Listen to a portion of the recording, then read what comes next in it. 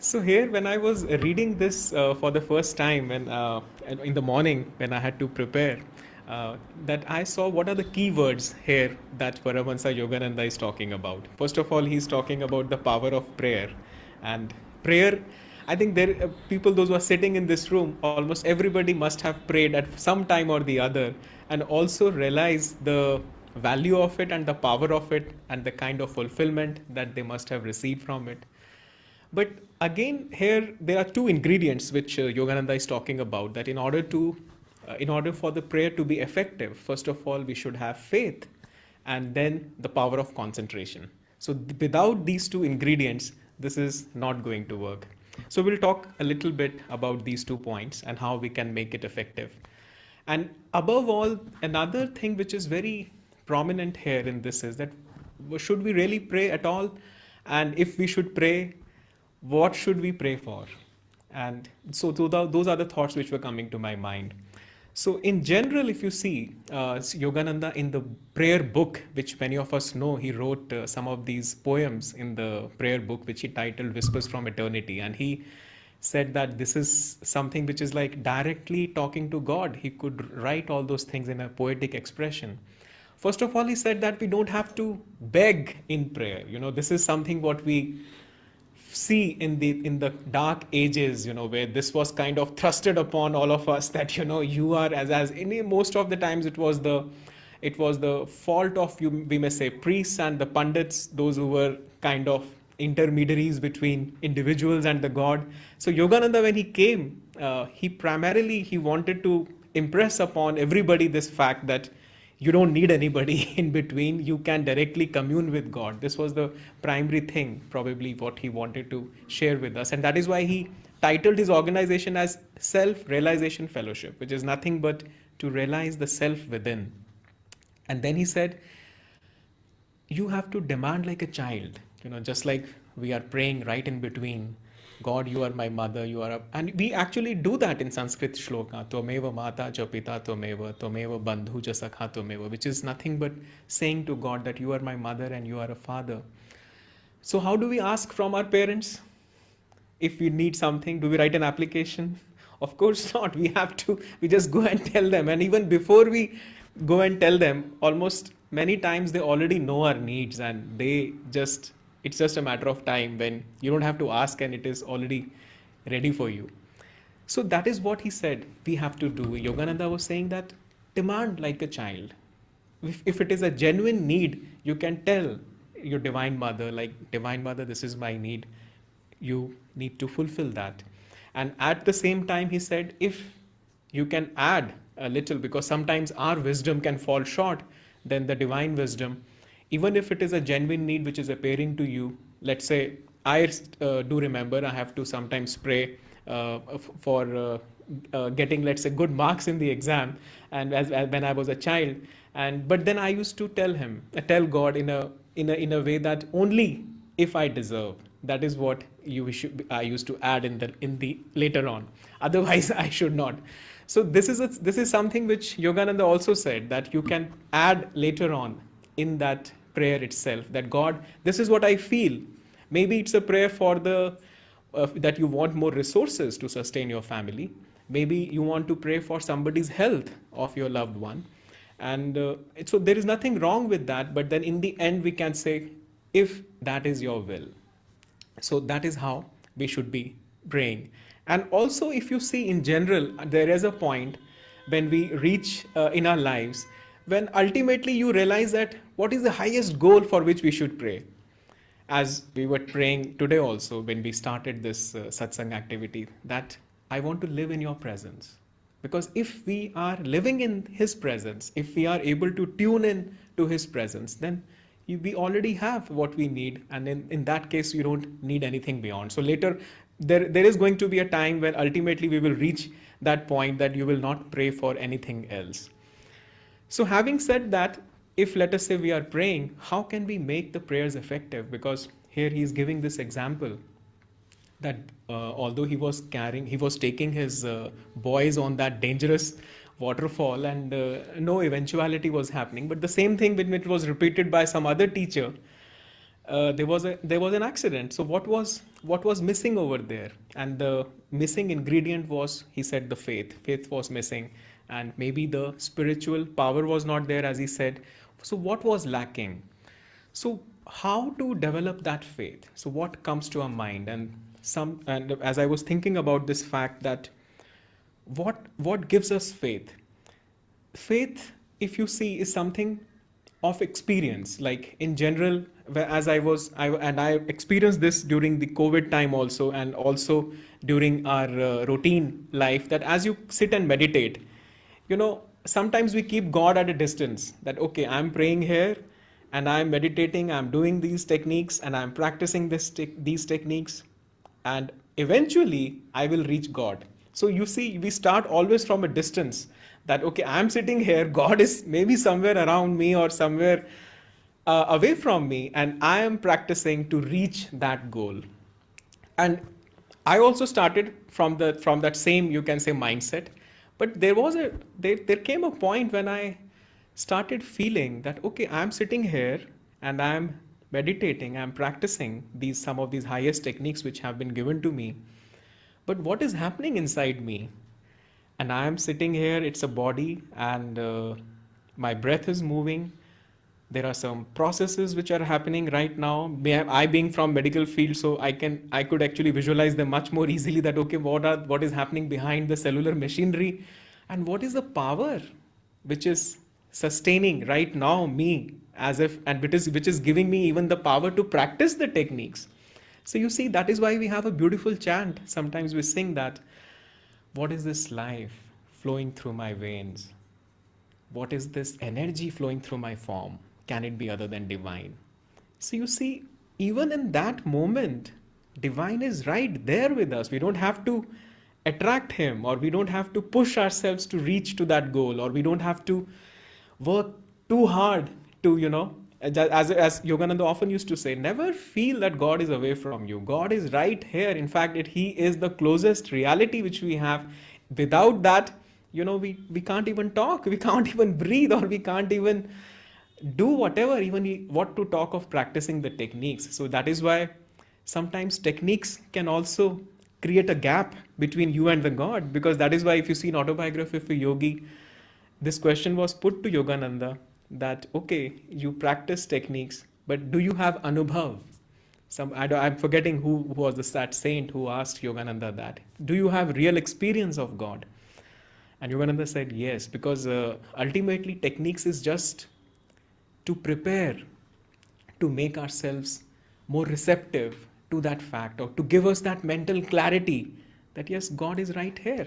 So you see, one aspect of developing that faith is to just apply that wisdom, and just to see like okay, what is there which is giving me this power, what is helping me to sit even on this platform, or what is making my breath move. So God is right here. That is the first step to have faith. The other thing which I have found in my life is that stay very simple. In fact, I read somewhere that ordinary life actually is the best possible way to live in God. You don't have to do anything extraordinary. Just remain who you are, and allow and have very deep love and trust in God, come what may, whatever happens in your life. Maybe we fail in exams, we tried our best but something happened, whatever can happen, it can happen, anything. Be prepared for the unpredictable. And even when that unpredictable happens which you have not expected, because you have deep love and trust in God, accept it as coming from him alone. And that is one of the best ways to have faith in God. I still remember when I met Swami Kriyananda for the first time, and as I was leaving, I asked him, sir, what is your what message would you like to give me? And he said, God is a doer. And that was his message. But I failed to understand that how can I apply this message in my life? God is a doer, because we have to do so many things in our lives. We take decisions and we do so many things. Otherwise, how to put it into practice that God is the real doer? But I continued to work on it and see how deeply I can imbibe the message. And I still remember that one of the last messages which he wrote me in a mail, there were some challenges, as many of us know, that we were coming up with the spiritual community here, and somehow it was not happening. I was trying my best to come here, and there were so many challenges which were coming in my way. And then in later on he writes, he first of all he said, okay, when the doors will open for you, then you should come. And another thing which he wrote was that uh, that whatever comes in your life, whatever happens in your life, see God as a doer. So you see, that was the first message also, and that was the last message also which I received from him. And again, there were so many things which have happened and which continue to happen in our lives. Each time, things which were not to the expectation of my mind, you may say, which could have been disappointing otherwise if this message was not given to me. I always saw it as coming from God. And in later on, in retrospect, it helped me to develop deeper faith, because I saw that was the best thing which could have happened in those circumstances. And slowly, even that unpredictable things or unexpected things which came helped me to develop greater faith. So not only being simple and leading an ordinary life, at the same time also to see just that, okay, what is giving power to your life, and also to give, as Swami used to say, give God a chance and be prepared for the unexpected. So that is how we can develop faith. The other thing, and here I would like to quote from Bhagavad Gita also, that even when the failures come, it's a 12th chapter where Krishna is saying, first of all, he said that live in my consciousness all the time. That is the highest goal of a disciple. Now, then he says, okay, if that is difficult for you, then he comes down a step. He said, live in my thoughts. Because sometimes we fail to understand what does it mean to live in the consciousness of God. So he said, okay, if you don't understand that, if you're not able to practice it, live in my thoughts. And then he says, even if that is difficult for you, he said, okay, give me all your actions. Give me rather the fruits of all your actions. Because that is so easy, even in our thoughts, things go many times, its mind goes in so many directions. So he said, okay, give me all the intentions. Whenever you do an act, give it, okay, I'm doing it for God, and whatever fruits they are coming from that, give it to him. And finally he says, even if that is difficult, then he says, give me your failures, which is very interesting. It is one of the beautiful shlokas in 12th chapter. He says, which is exactly how we can keep on taking one step at a time to come closer to him. And highest goal obviously is to live in his consciousness, then scales down to thoughts, and then intentions, then fruits, and finally he says failures. As Yogananda also said, that if something goes wrong, just say that, God, you are the doer, I am not. And you will see that, and he said God likes that. So which is to say that because everything is happening from him. But here, another point, if we see in this reading, was not only about faith, but also about concentration. Because if we are not staying focused, and if our mind, which again in the chapter, if you see here, he's quoting from the Bhagavad Gita also, that if the mind is fickle and it is going, whenever the mind fickle and restless wanders off from its concentration, let the meditating yogi withdraw it resolutely, spurning every distraction, no matter how alluring, and bring it back again and again under the control of the self. Now here I want to share a story. One disciple one time asked Ramakrishna, sir, it is so difficult to keep the concentration on God all the time when we are engaged in daily activities. And he said, no, it's not difficult. Then he said, okay, do you know about these village women, those who carry pots over their head, and they don't sometimes carry one pot, but they carry so many pots, pot over the pot, and then they are coming and carrying water from on the winding roads of the village. And he said, as if that is not enough, they are also chatting with each other, and they enjoy the laughter also, and they gossip also.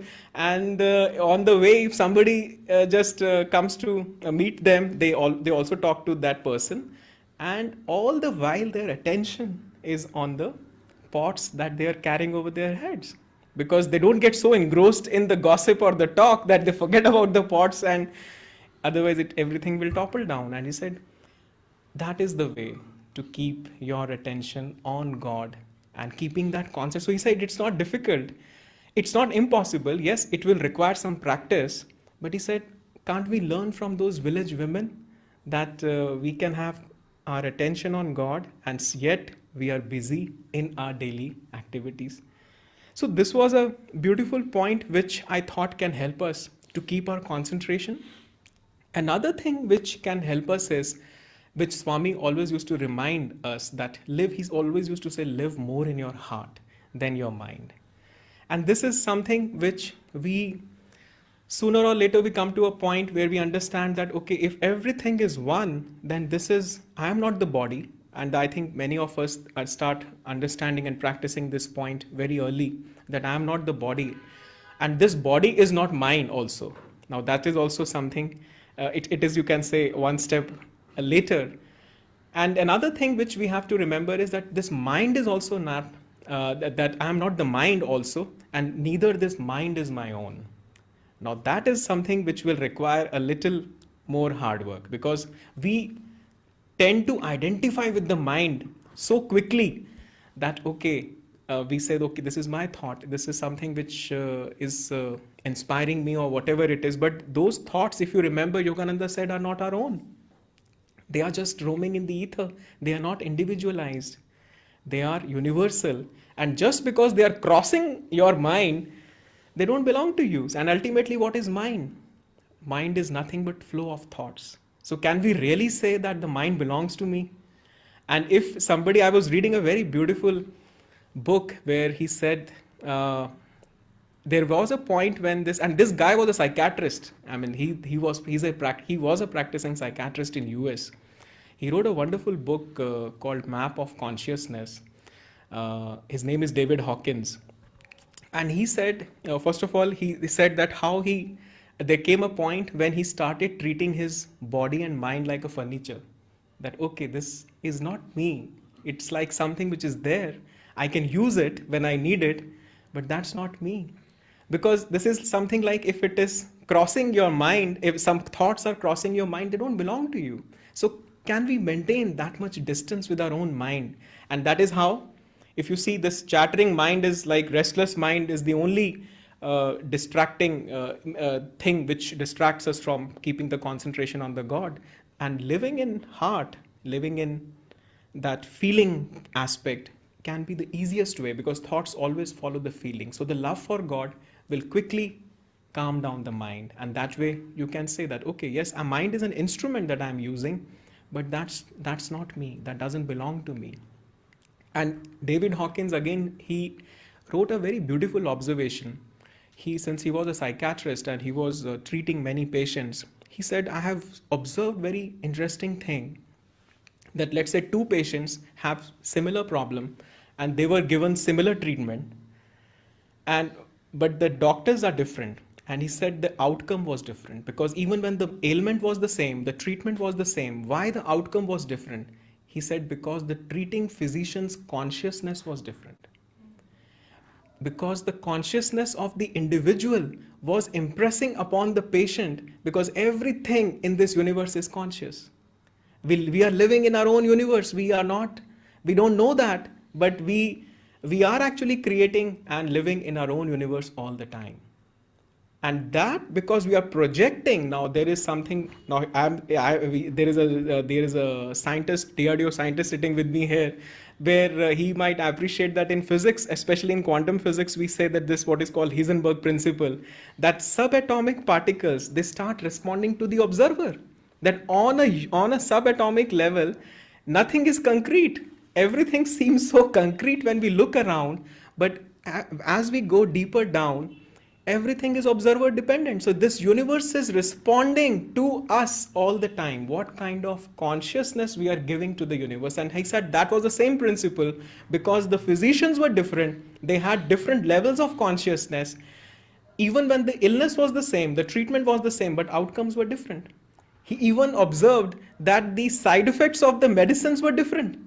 Not all the side effects, sometimes side effects were much less in the patients when the physician of the consciousness of the physician was high. He said, although this is my observation, but I cannot write it in a paper because nobody will understand me unless somebody is spiritually inclined.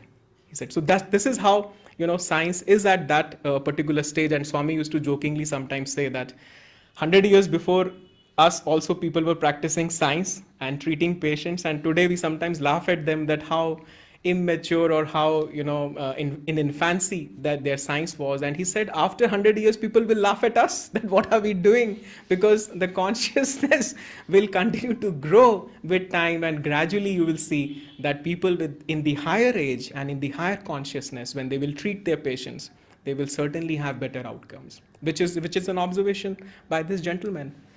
So let me conclude here that just to summarize that once we are talking about the power of prayer, first of all, prayer is something which has great power, and there is nothing wrong in praying for it, for anything for that matter, whatever is your need. Pray like a child, pray like you're praying to your father or your mother, and just tell in the end that this is how I feel, mother. If you feel to fulfill this need, it's up to you. And you can see the magic later on, even if it happens, and stay prepared for the unexpected, even if it doesn't happen, because even then it will help you to develop deeper faith, because in the long run you will see that why this prayer was not fulfilled. And then having deeper faith also with the deeper concentration by keeping the mind engaged on God all the time. I mean, this is a great example that how these women carry these pots and they have so much practice, then they are not falling. If we can do that in our daily life, which is doable, I think we will always be able to keep our attention on God. Thank you.